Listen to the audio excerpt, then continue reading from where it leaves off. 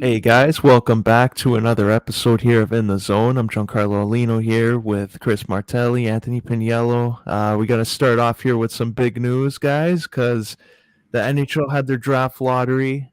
They announced it. They had their little TV production there, watched on Sportsnet, and yeah, Montreal gets the first overall pick. They're going to be hosting the draft, so yeah, nothing going on there. But New Jersey move up 3 spots there to 2, and then you see Arizona, Seattle move down 1, Philly move down 1. So start off with you, Chris. What do you make of the draft lottery results and Montreal and New Jersey getting lucky here? I mean, shout out to New Jersey. They get so freaking lucky every single year. They've had, I think I put it in our group chat. They've had top 4 picks, and I think 3 of the last 4 drafts. So I mean, I expected them to get the 6th pick here. I think it was about 5 to 6, and they get the 2nd pick here. I was saying before we went live, I think they need to take Logan Cooley here. He's a center. He's really, really skilled. He's kind of, I know you guys don't really know much about this draft, but the way that he's transcended up the rankings is kind of like what Line did all those years ago, beginning of the year. I think he was in about 16, 17, and he just took off in the juniors this year. So he's now all the way up to 2nd. He's a really skilled offensive centerman. So if they draft Logan Cooley, I don't know what Nico Heischer's upside is for offense. I know he's never really been that 85-point centerman, but what Heischer has brought the last 2 years and even in his improvement, it's great to see for New Jersey. But in terms of Montreal, they needed this bad. So Shane Wright, I don't know how good he can really be. I know he's been compared to Kopitar since he was 15, 16 years old. He's just that power forward center that he could score, he could pass, he can be very physical. He could just be a pain in the ass to deal with. So I know they took Kotkaniemi a couple years ago at 3, but I think in this case, I don't think they can screw it up here with Shane Wright. Oh, the Devils. They're the real winners. Let's be real. How many years in a row have they moved up? Oh, probably at least 2 of the 4 years for sure. Significantly, though. And it happens again. I don't know. I'm not upset. I know the Habs got the first pick. As Leafs fans, we should be mad, but they had a tough little year, didn't they? It was fucking weird making the finals and then having the drop that they did. Weber missing the whole year. Price missing pretty much the whole year. And then they have to rely on their kids, Caulfield going down and then coming back up again. So for their fans, it's nice. But yeah, it's fun stuff. What do you make of Buffalo and Columbus here? Because Buffalo, they're in an interesting spot. They got 2 picks now in the top 16. A lot of that has to do with Vegas, so they get their pick. But they also got a chance there. Owen Power looks amazing. They're going to get some young guys here in Columbus who they got Chicago's 6th pick. So Chicago fucked that one up there. And they also have 12. So do you see anything big happening with these 2 teams? Should they take advantage of these picks and trade for a bigger name to come in? For who? Arizona, Seattle? Oh, no, Columbus and Buffalo. If I'm Buffalo, probably not. But in terms of Columbus, it depends on what Laine's approach is as his contract kind of comes to an end. I know that we've been saying for a long time, man, that Laine is the type of guy that if he doesn't get the results, he's going to bounce. But after the year he's had, and I mean, he exceeded my expectations this year. I picked him up in fantasy, and I didn't look back. He was incredible majority of the year. If I'm in the Columbus Blue Jackets front office, you have the 6th and the 12th pick here. You're in a great spot. I mean, I would probably, if you really want – I know there's guys floating around there that are kind of – I know they're happy, but they're really low-key. They're not in guys like Forsberg and Tarasenko. If you want to package the 6 and the 12 to get a player of that stature and maybe have Laine sign a 3-4 year extension after that trade, then Columbus is in good spirits. But I think regardless, man, you have 2 picks in the top 15. I think regardless for the franchise and the way they've been the last, 2-3 years, ever since knocking the Leafs out. They kind of have been on a downward spiral. I think regardless here, Aulino, it's a win-win specifically for Columbus. But in terms of Buffalo, ninth overall, I mean, this draft isn't known to be too elite. That's a tougher situation with Buffalo for sure. I really don't know what they can do with that. I thought Buffalo would be like 8 years ahead of where they are right now. So what I want to say is I'd want Buffalo to package those 2 picks, but they probably shouldn't. They just lost a superstar in Jack Eichel. I don't really see the point of them doing that. But for Columbus, I'm kind of in a similar boat when I look at their team. I don't feel like there's any rush. I don't know if I wouldn't say they flee Chicago. Seth Jones is a fucking great defenseman. Obviously, they didn't have a great year, but yeah, they ended up getting the 6th pick from it. So if I'm the Jackets, I'm probably staying course as well. Yeah, the only reason why I say that is like Columbus, when you're just looking on paper, like the kind of guys they have Line, so they probably want to win or get close to winning soon. Werenski's there long term, so I don't know. I think with 2 good goalies that are like coming up that have a lot of promise there, I think they should maybe package a 12th pick if you can go around. But Nashville, I think I would look at that, like what Chris mentioned there about Forsberg. I think if there's a guy they should be looking at, especially with a European GM, I think that would be a perfect fit there in Columbus. Yeah, and another thing too with this draft that I actually just realized right now looking at it, 6 of the top 10 players are all international. And when you talk about scouting international players, specifically after all the COVID stuff that we've had to see, and I think the visualization of scouts specifically the last couple of years has been a lot harder. And in a draft where you're solely reliant on Shane Wright and Logan Cooley as the attractive dudes that they're American and Canadian and they're going full tilt, but yeah, like the 6 of the 10 guys being international prospects to me is a little concerning too, specifically with a team like Buffalo there and Columbus. And I mean, we talked about winners in the draft. I think Philly going to 5th is just, I don't want to say worst case scenario, but like Ryan Ellis, I hope he's back next year and he's playing. Apparently there's a rumor going around that he just didn't want to play for Philly like through and through. That's the reason why he didn't play. But I mean, they still have hope. Like Konechny is still a solid player. I really do like Farabee, even though he took a step back this year. But even Couturier, I'm pretty sure missed like 60% of the games. So Philly, maybe not as bad as this year was just a train wreck. But I mean, going from what they were, I think 3rd to 5th in a situation like where I look at the players that are involved, that could be a huge drop off. Yeah, Philly was a bit of a mystery for me this year. I kind of expected them to make the playoffs, not going to lie, going into it. Just a lot of really good players. And, Carter Hart kind of had that similar year. They had a lot of injuries. Ellis missed the whole fucking year, I'm pretty sure. He may have played like the first week, and then that was it for him. And then, they were relying on him and Provorov to kind of carry the year. So I'm not sure with Philly, but Aulino, I want to ask you, Arizona getting the 3rd pick. Are you happy about that one?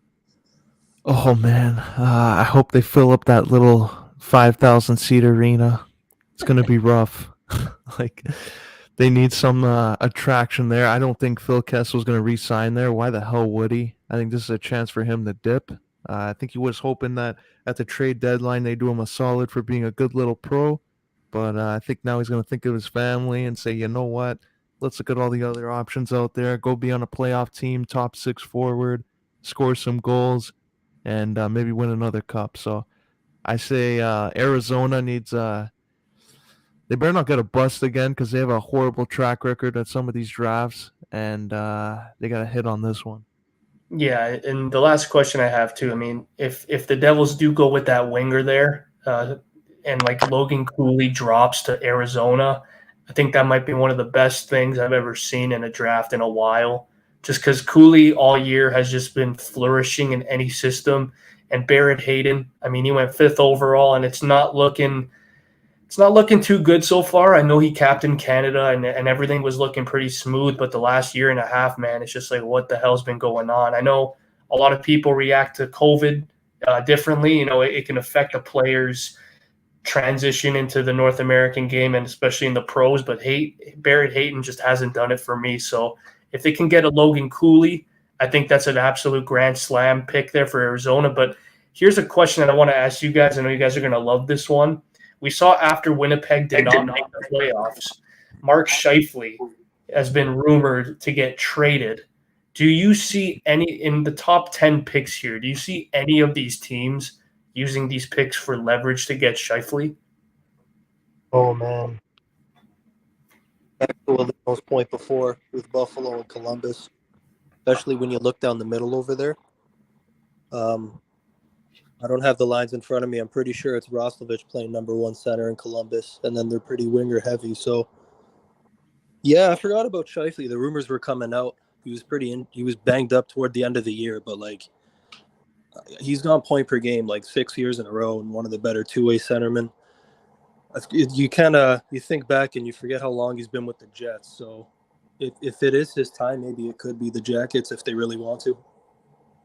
Yeah, I'll go off the board on that. I'll go San Jose as a team that could be someone that makes a call. Anaheim maybe if they have options there. They have a plan in place, but I think they're still going to rebuild for another year and not replace Getzlaf right away. But I'm going to go San Jose on this one. I think they need to turn things around there, and if they can trade for Scheifele and add him to that group that they have that's already veteran heavy, I think that could be a good fit. Yeah, I just had to bring that up because I'm looking at, Winnipeg and what kind of place they're in. I mean, Kyle Connor was top 10 in scoring. I think he was top 5 in goals. He had a great year. I guess that's your guy for the future. He's your number 1. Blake Wheeler's getting older. Scheifele has basically at this point requested a trade. So if you're Winnipeg, I mean, I don't really know where they're at moving forward next year. Are they better than Dallas next year? I don't really know because the aging core in Dallas is getting old really quick. Sagan is an old 30, 31 based off all the injuries he's had. So you have Jamie Benn at 34. You have Pavelski. God, he's flourishing at 37. Ryan Suter there too. So what do you guys think of Winnipeg next year? Do you think they're going to just go full-on rebuild, or do you think with a winger like Connor that might prevent that from happening? I still think they're too good to go into a full-on rebuild.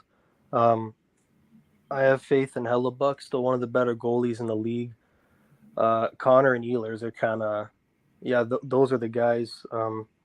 Dubois, I guess if Scheifele wants out, Dubois is going to be the one to step in as their number 1 center. So those 3 guys alone are still pretty young.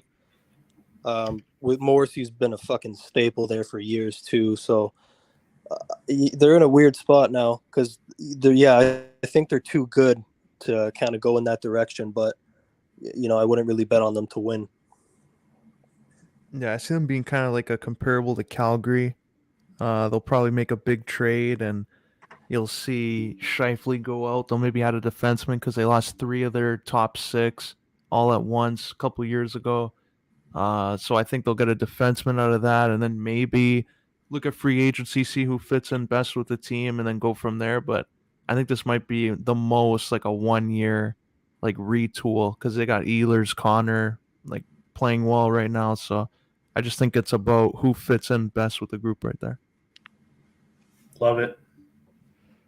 Well, guys, got to go on now to something more positive. The Leafs are 1 win away. Last time they did this, we were 9 years old, and could be some history made tonight when they go to Tampa and they take on the Lightning. They can eliminate the defending champs and send those beach bolts home. So, Chris, you were at the game when you saw that comeback. First, what was your reaction to the early 2 goals, and how did your emotions change with every goal the Leafs scored? Oh, man, I'm just so happy how the game went because I dropped a shit ton of money. But, the first 2 goals were kind of like someone stabbing me in the fucking stomach. Just Stamkos's goal was just, he's just a pure sniper. No surprise there. And then Victor Hedman's, he just, it literally, I don't even think he intended to score there. He just kind of wanted to he shot it in the passing lane there, just tried to avoid, and it went right in the net. And it was 2-0. Like 8 minutes in the game, and the crowd was just kind of stunned for about 5 minutes. But then I want to say like four.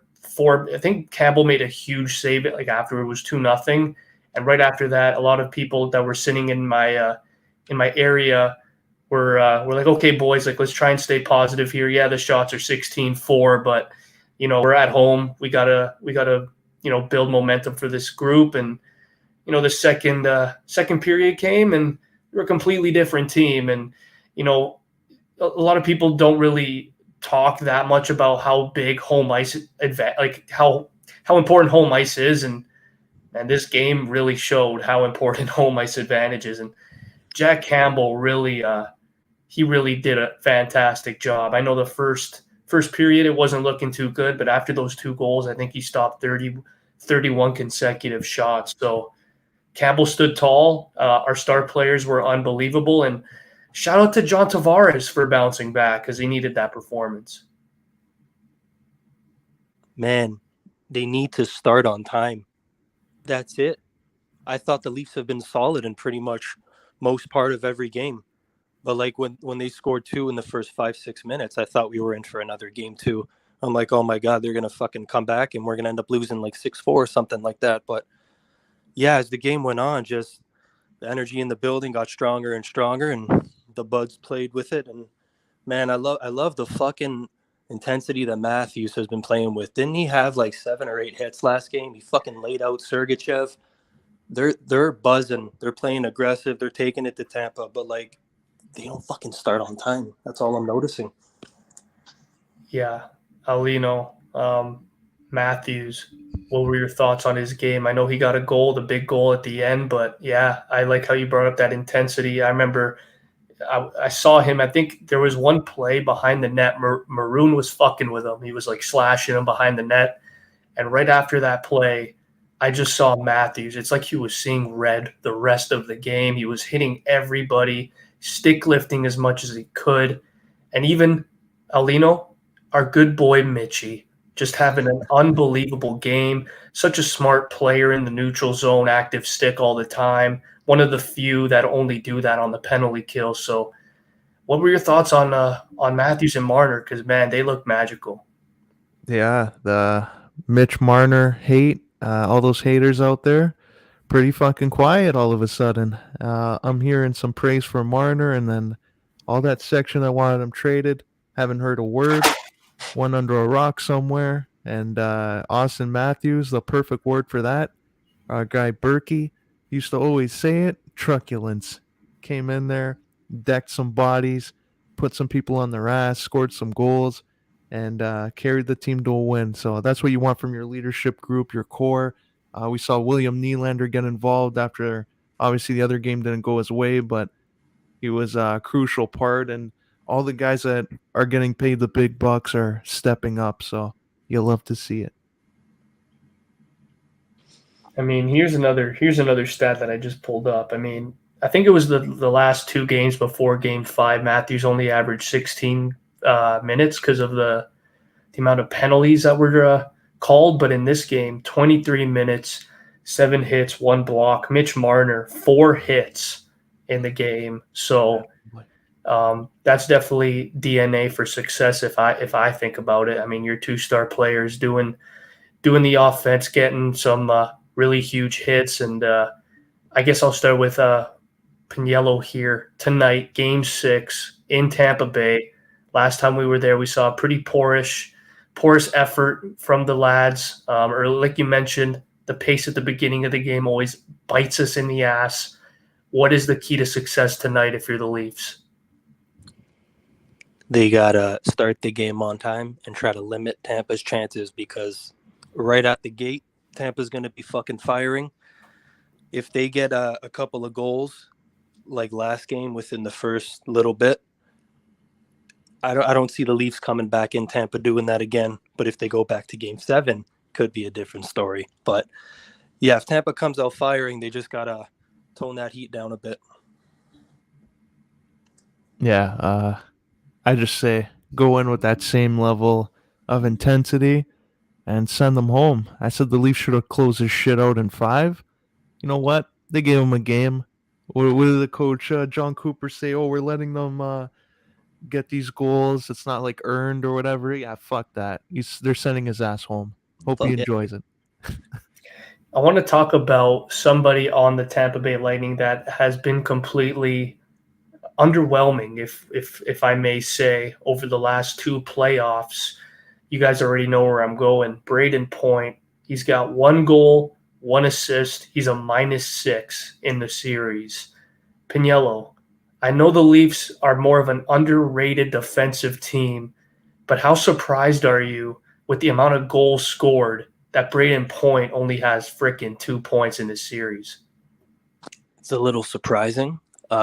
You think Braden Point would be one of the guys that's in the mix with probably leading the playoffs. He's got the potential to do that, especially with the guys he's playing with. He's just a really smart, hard-nosed player, and he's got a lot of skill. So seeing him not really get on the board, yeah, it's kind of surprising, for sure. Yeah, I haven't really noticed him out there. And for a guy of his offensive ability, that's not a good sign. They want him to carry that offense. Sorelli's been more of a factor than Point, so I think he needs to step it up, because if and when the Leafs take him out, they're going to be looking at what went wrong here, and I think Braden Point's contract's going to be the first on their list there of maybe ones that they have to move if they want to get better and return to being a Stanley Cup contender.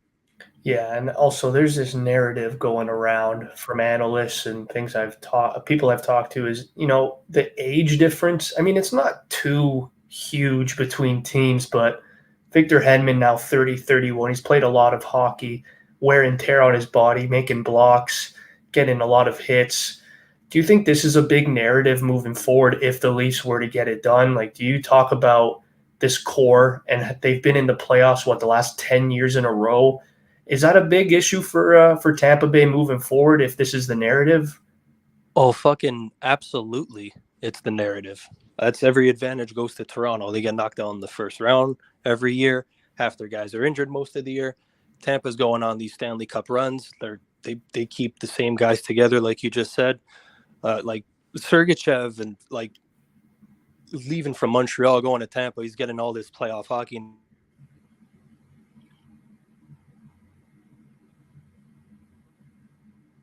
For a long time now. Perry, Maroon, Stamkos, Sorelli, Killorn, like year after year after year. So for sure, like that's definitely an advantage for Toronto.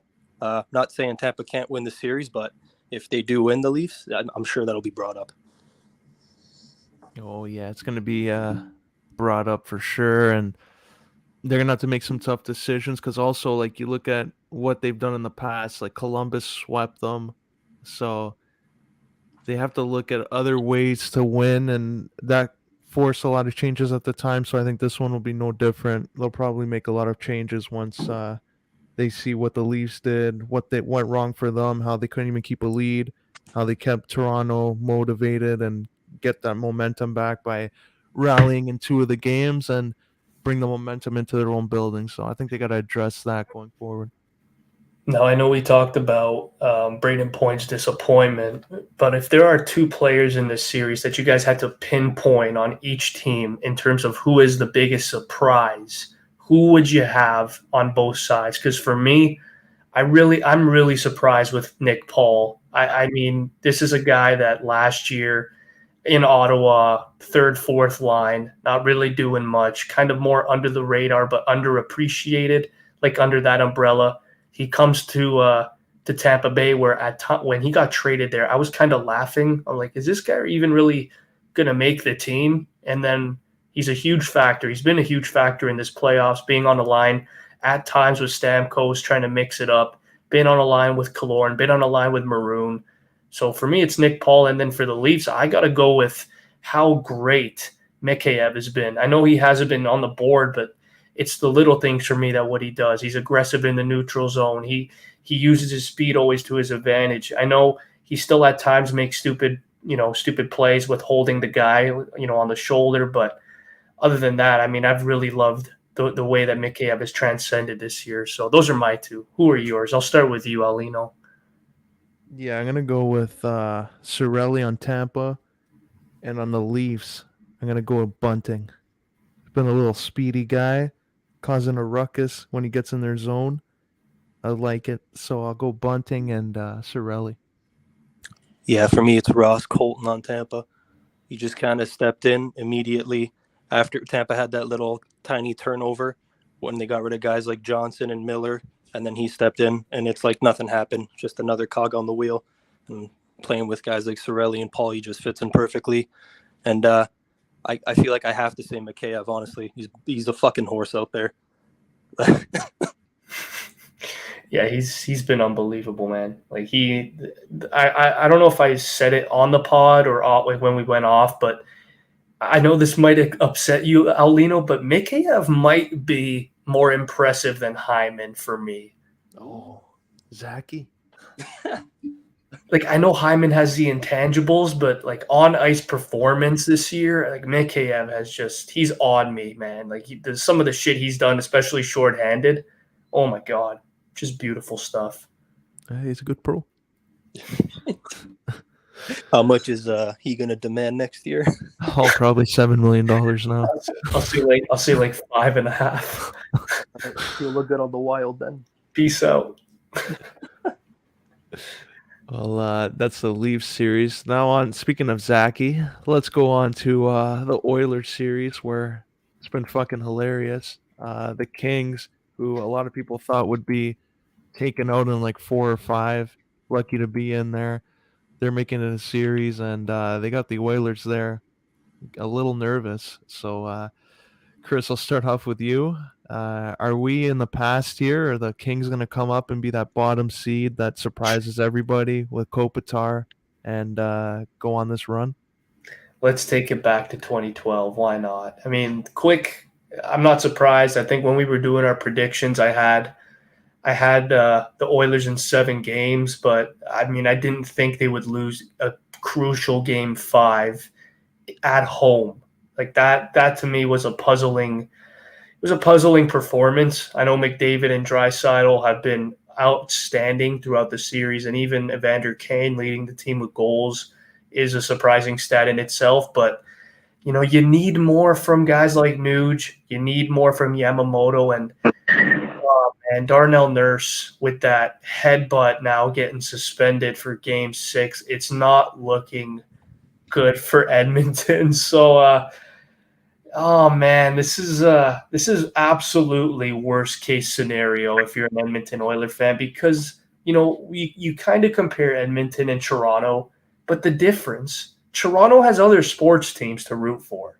Edmonton really doesn't. So this is a big deal if Edmonton gets bounced in the first round. And Pagniello, I know you said you wanted to see the Kings do what the Ducks did, and those West Coast teams, it's looking like this is going to come down to the wire. I do expect Edmonton to win tonight, but I really don't have a lot of confidence saying that. So it's going to be fun, going to be interesting, but I do like how you brought up the LA Kings of the past because they've shown flashes of it for sure.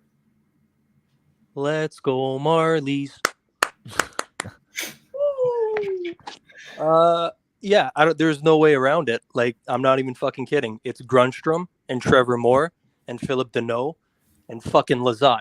And they're shutting those guys down. And the core of the past is still maintaining what they've done in the future. And it's fucking hilarious to see. Because I feel like I'm 15 years old walking to high school. And these guys are still... I really hope they win tonight. Because I don't think they'll win in 7. But I got the Kings in 6 because I didn't think we'd make it this far. So why not? And look at this tweet over here. What to do with an LA Kings playoff towel? Wipe away an Oilers fans' tears. Shots. That's a chirp right there. I like it. The social media department there doing a good job. But on to some unfortunate news. Rangers and Penguins. Sid the Kid got injured. Chris, what was your reaction to the injury now? And do they have what it takes there? Like, can Malkin, at his age right now, turn things around and lead this team on over a win in New York? Dude, I'm not going to lie to you. I don't think I've ever been that pissed off in a non-Toronto playoff game. Like I saw the hit. First of all, there's guys swarming him all game, and obviously they should at Sidney Crosby, but he makes the turn, a quick pivot, and you just see Trouba's elbow just go right in his face, and immediately he goes down. He got right back up, but then you saw he was shaken up, and I think he's had 2 concussions, major concussions. Shout out David Steckel. But yeah, this is definitely a tough loss. They've already lost Jari. They've already lost Dumoulin.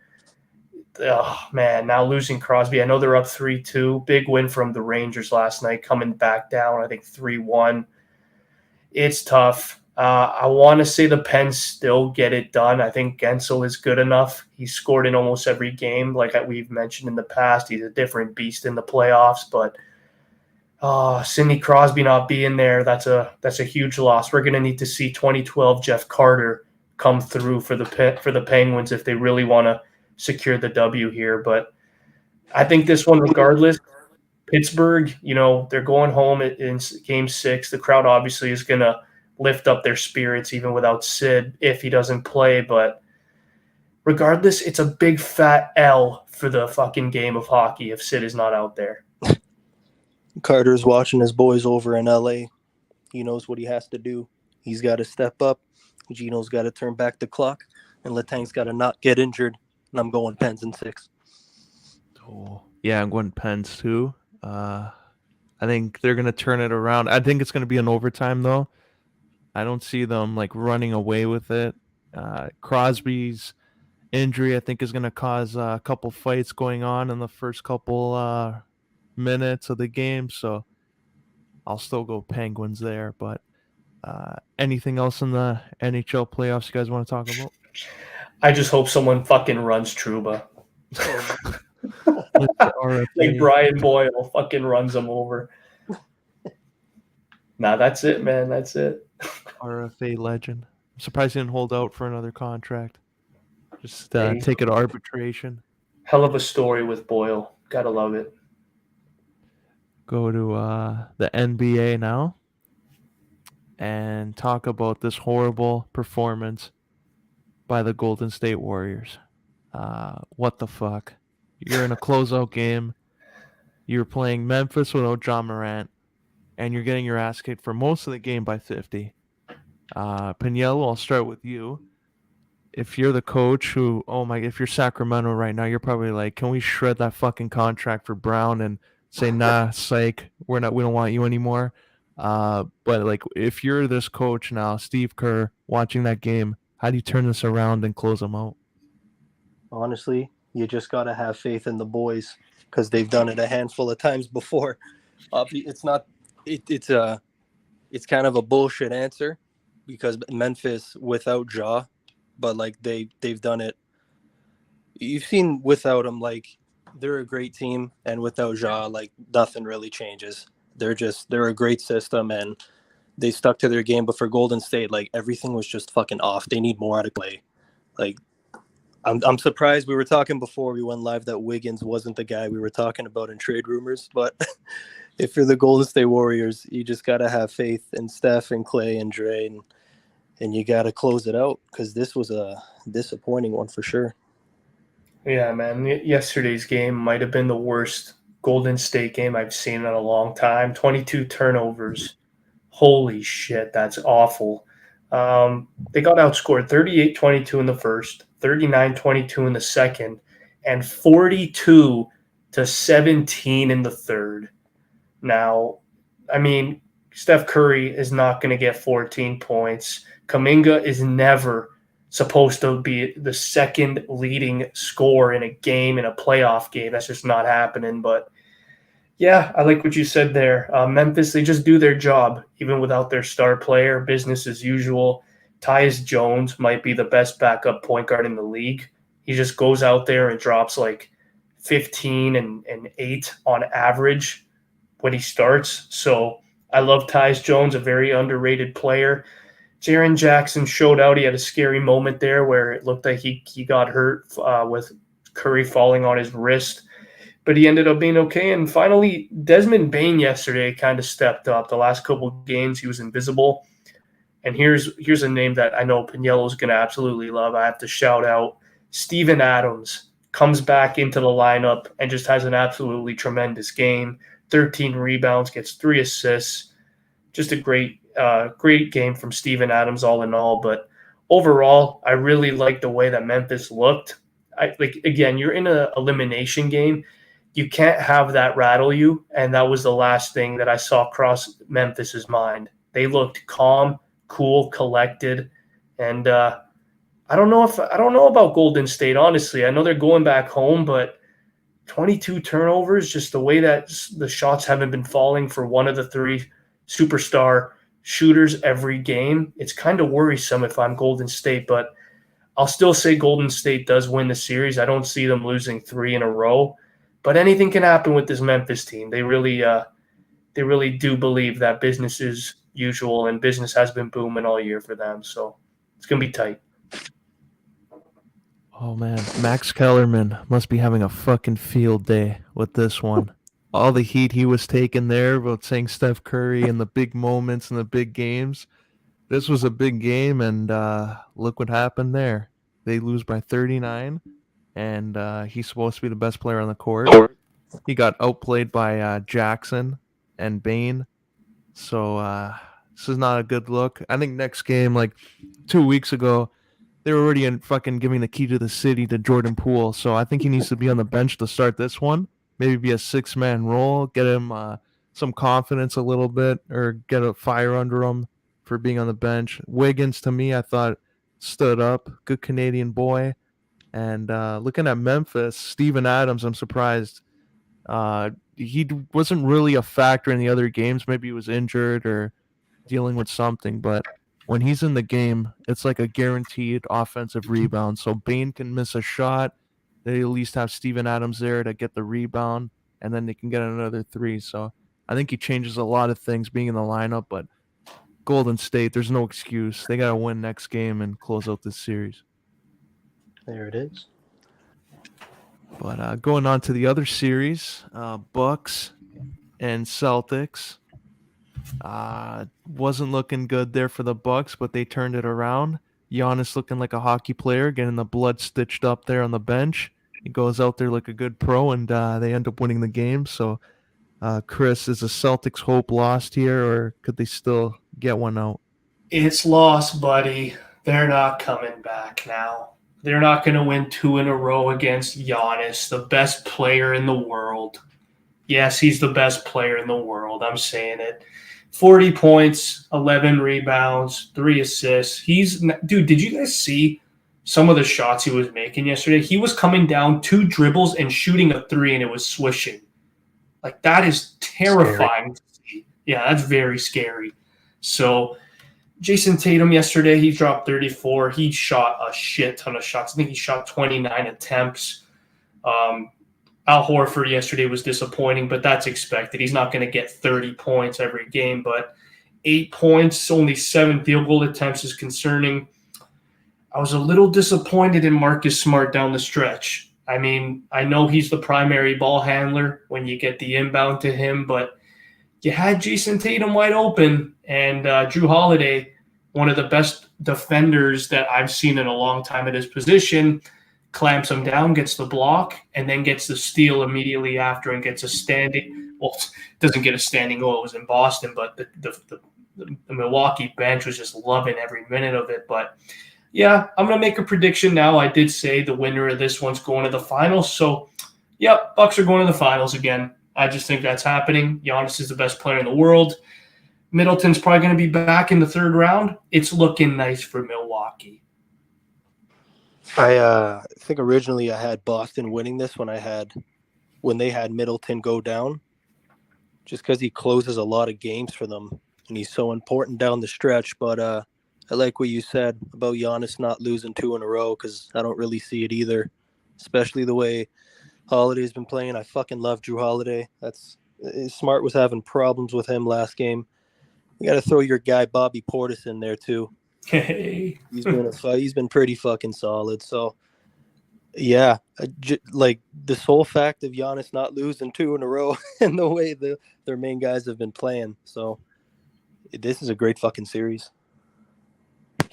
Yeah, I'm kind of surprised that the Celtics aren't playing the same way that they did against the Nets. Like they had no fear against KD and Kyrie, and they pretty much like outplayed them in every possible way. And now against the Bucks, it's like the matchups in their favor too. Like they match up well with them. It's just they can't like do anything. They're not really effective. Tatum has struggled a lot from three. Brown has struggled a little bit. So it's not the best of signs when your best players aren't performing consistently in the big games. So it's going to be tough now. I think they're going to get eliminated, but in the off season, like what more this team could do. Like Al Horford's been playing way better at his age. Like he's overproducing, I think. He's producing more than Tatum. He's more effective than Brown. So they got a lot of tough decisions to make this offseason. Yeah, and at the end of the day, it's the depth too. Like Derek White, I know Pagniello, you love that acquisition, but he hasn't been as involved, and he's still playing about 30 minutes a game, and he's only averaging about 7 points. Yeah. Where you have guys like Milwaukee, I know we all understand that they like to share the rock a little more than Boston. The main guys in Boston shoot a shit ton. Like Brown and Tatum average about 20 a game, whereas Giannis at times can put up 35 with only 17 field goal attempts. So they like to spread it out a lot. I need to give my white boy, Pat Connaughton. Oh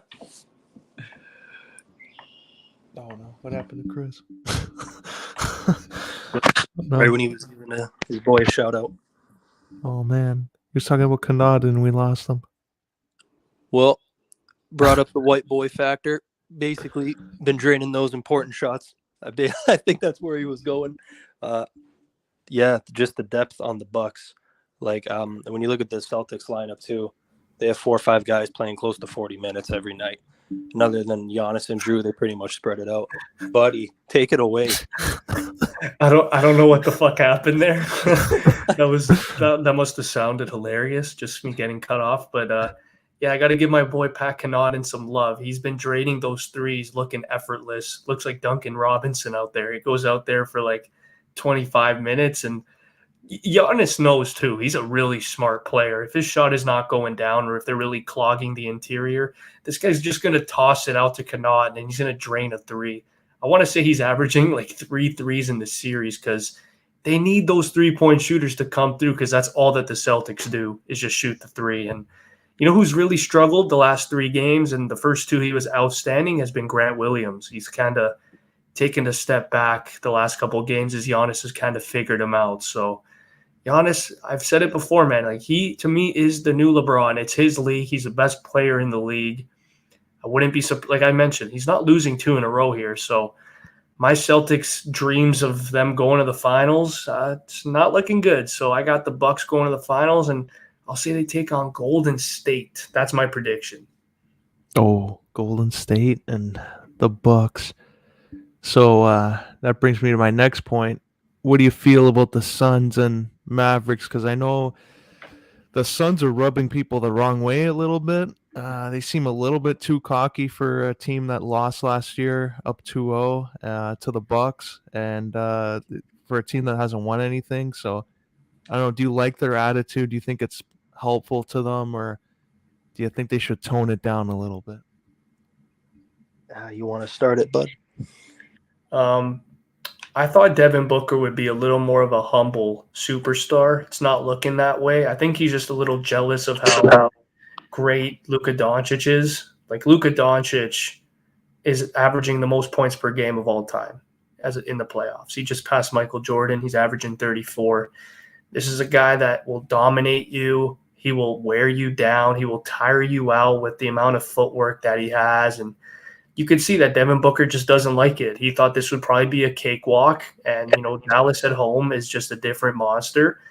The role players for Dallas have surprised the shit out of me. I know, Aulino, you gave Bullock and Finney Smith some love. I want to give more love to a guy like freaking Kleba, where, you know, during the year. He's barely playing, and then all of a sudden, yeah, Jason Kidd looks at Kleba, says, "We need some threes, buddy. We need you to go out there and we need you to sink them."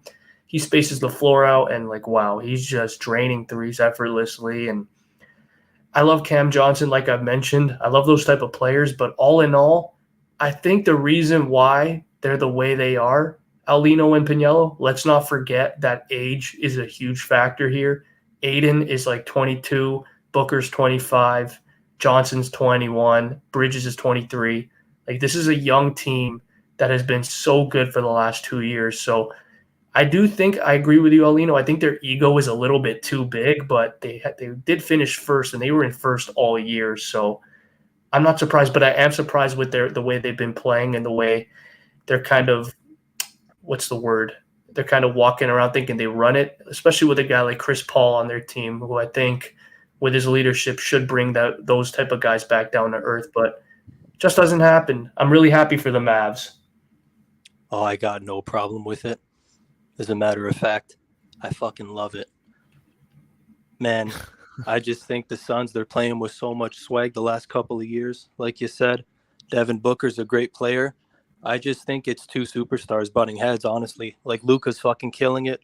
I forgot what the stat was. You said he was first, and I completely forgot, first or second. I saw something with MJ with the graphic there. But yeah, they're just going back and forth, and there are a couple of games where the Suns fucking smashed them. And it's just getting heated. I think that's what makes Devin Booker and the Suns great. I think if you tell Devin Booker to tone it down, maybe that takes a little bit of his game away. So if I'm him, I'm just like, you know what, man? Go crazy. You're a fucking superstar scorer.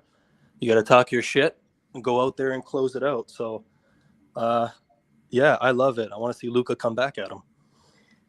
Yeah, I like it.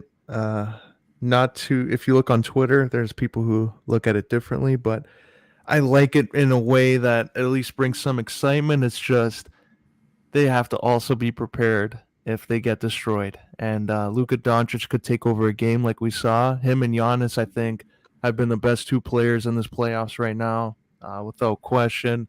Every single game, they're going in there, getting 20 and just being the difference maker for their team. So with a guy like that on the court, it could backfire on you, and we can be talking about the Phoenix Suns in a different light. And if it doesn't go their way and they get eliminated in the second round, everyone's going to look at Chris Paul again and say, maybe, is it over? Does he still have it? They're going to question him all year next year. So for his sake, it has to work, because that poor guy is going to have to go through a full year again of hearing the same talk like he did in Houston and the Clippers and now again in Phoenix. So it's going to be a tough year for him if they don't get it done. Yeah, I actually agree with Pagniello so much. We don't have that competitive drive anymore from a lot of superstar players. They're hugging each other after the game, even if they lose, like we saw what Kyrie did with Boston. That to me was absurd. You don't hug your old teammates smiling after you get swept. That's not what the game is about. It's about being competitive, trying to win, and seeing Luka and Booker go head to head. It's all right, this is must see. We need to see this more from the big guys. Even Tatum and Giannis, there are times where I really want to see them kind of, I know Giannis is going to fucking eat him alive, but I want to see Tatum kind of step up and be like, hey, I'm just as good. I'm probably a top 10, top 5 player right now. So I want to see next game. I don't be surprised if Jason Tatum tries to put up 50. I love it. Well, speaking of series and players coming up, being the best, obviously Philly, they're probably not going to advance there. Miami pretty much beat them. So let's celebrate a moment here as we close out this one. And on this night, it's a special day, May 12th, 3 years ago. Special players come up, make big plays. So here's a play to celebrate the 3-year anniversary of a legend whenever he plays, Kawhi Leonard, and what he did 3 years ago today. Boom. Oh, man. You know what's hilarious? Embiid is going to have that face later tonight after he gets eliminated by Miami at home. Look at that 1, 2, 3, 4 game series, and Toronto was won. Good times. Oh man. That poor guy, he probably saw that the game was on the calendar. He's like, "You got to be fucking kidding me! Why is it May 12th? Couldn't have been the 13th. Couldn't have been the back-to-back. Nah, poor guy. This is Don't where the be sur- PTSD kicked in. Yeah, don't be surprised if Embiid drops like 12 points tonight. And you know who's on the other side? Even if he's not playing, he's on the bench. Kyle Lowry smiling and fucking waving at him. Oh man. Butler and Lowry. Let's go. I was just gonna say, and Jimmy Butler too. Oh, that's jokes. So What a great yeah. way to end it. Oh fuck Philly. As we close this out, speaking of Kawhi, do you think he'll be back next year? Or are we gonna be on this part-time attraction schedule like he's a WWE superstar? Yeah, I don't fucking know what's up with him. I feel like I haven't seen him in 2 years. Like honestly. I hope he'll be back. I'll say he goes full time, but we'll say like 60 games or something. Oh, 60? Oh man. Yeah, maybe 55. We'll see. I think they should just do it like he is a WWE superstar. Make him the attraction in California. We'll play on Thanksgiving, Christmas, those kind of games. Get the gates up, get the crowd in attendance, get the ticket sales going. And when he's on the road, yeah, fuck that. He's not playing on the road. Where we played. You gotta play the Terminator theme song and have the Brock Lesnar hat when he fucking comes out in the fucking building, because that's fucking unreal. And also, that guy, there should be a Kawhi rule. If he's gonna do that, it should be like, yeah, if you're a bottom 3 seed in each conference, Kawhi's not playing. So there you go. Got to pay big money. Kawhi deserves like half of the ticket sales. You want him to suit up? Got to make it worth his while. He's trying to get him back on the court, man. Alkaline, man. Oh, It ain't coffee. Oh shit. Yeah, so Kawhi Leonard, the legend, hopefully gets back on the court because he's the king of LA, it looks like. Doesn't look like LeBron's going to probably be there much longer, so it's Kawhi City on the Clippers, or if he decides to leave and go to Sacramento, which is probably, I wouldn't rule that out. He hates attention, he likes privacy, so what better way than in Sacramento? But guys, any predictions of how tonight's going to go? Oh, for what? Basketball? Yeah, are you calling extended series, or you think all these teams close it out? Is it 3-2 Suns or is it 2-2? I think it's 3-2. I'll say Dallas wins tonight, and I'll say Miami wins tonight and ends Philly and Embiid's reign of terror. But I do want to say one thing. You said the king of LA is Kawhi Leonard. I'm going to give some fucking love. The king of LA, as of right now in my eyes, is Reggie fucking Jackson. Oh. Mr. Goggles over there. Anze Kopitar. Boom. Yeah, Anze Kopitar, let's give him some love there. Drew the Shoe Dowdy. But if the Kings win, which I think is likely, what do Edmonton do? 2 MVPs, and this shit happens again? They go out and they get a fucking goalie, man. There it is. It's not that hard. So it's going to be Jonathan Quick, isn't it? They're going to make a trade for him, get Corey Crawford out of retirement. Duncan Keith's going to be the guy on the call, and another old goalie. Sounds about like the Oiler way to do it. I'm calling this now. They're going to get one of the 2 goalies in St. Louis. Calling it now. And it'll probably be the bad one. Yeah, Mr. Benner. I like it, though. Good pros all around there. But we're going to end off this episode here. Follow us there on social media. Check out our past episodes. And we'll be back next week to talk about some of these series closing out. So thanks a lot, and stick around for next week.